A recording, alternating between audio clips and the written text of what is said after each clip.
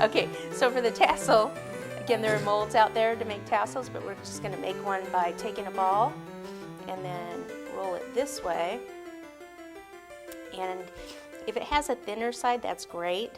So the thinner side here, what I do is I like this tool right here, and press down and kind of keep that thinner there.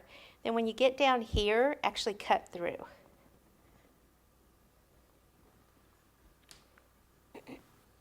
And then come back and use this tool and come right over, like that. Ah. It's the tassel bob thing. It's a tassel bob. Tassel bob. There we go. And then we will put a little bit of black. He's coming together, huh? Little black ball on the top where it meets here. And then we can take some of the gold again, because if it's red and gold, if you take gold and then on this bottom you just kind of lightly brush here and there, and you can still see the red, but then a little bit of the gold too, rather than actually tying two colors together. And then on the tassel part here, or the cord part, you can actually take the gold and just do every other little section here. So this one, and then, whoops, skip that one, this one.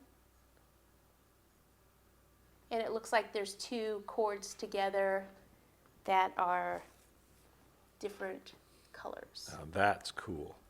Yeah, it saves time too.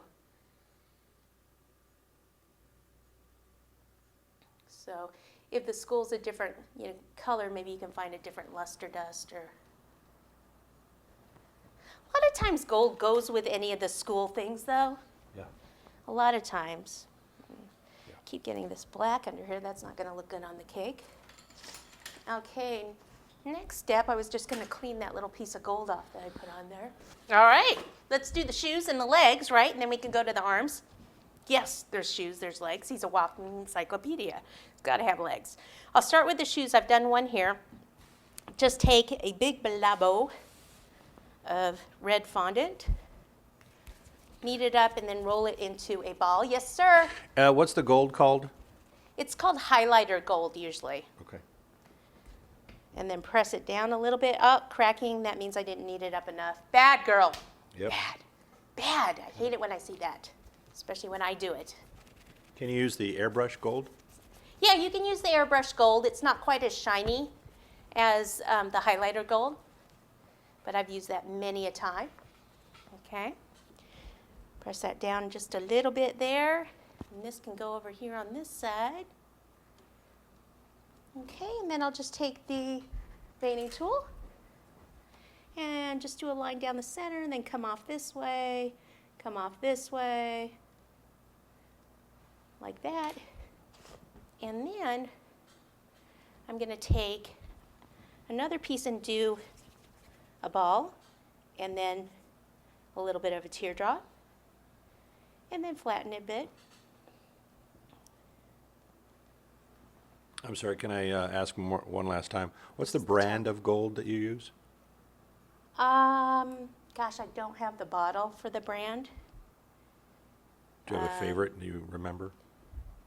It's just the one we carry. I don't even, I don't know if it has a name on it. It's not like Bob's Gold? No. It's not it? It might be Fred's. Fred's Gold. I didn't bring the container. Okay. So maybe we could get that info for you. If you just look up a highlighter gold, that should come up.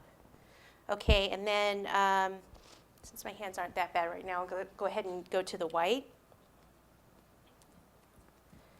And roll this into a cord. Again, if you have an extruder, you can use that to make a perfect cord.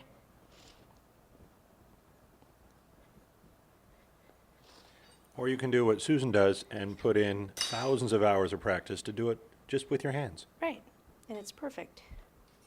every time. You don't believe that? No. Oh, you have seen the videos, huh? Can't fool you guys, can I? Yeah. Woo! Okay, and then I'll do a little crisscross action. Little crisscross. That's right. Little crisscross in the house. Like so.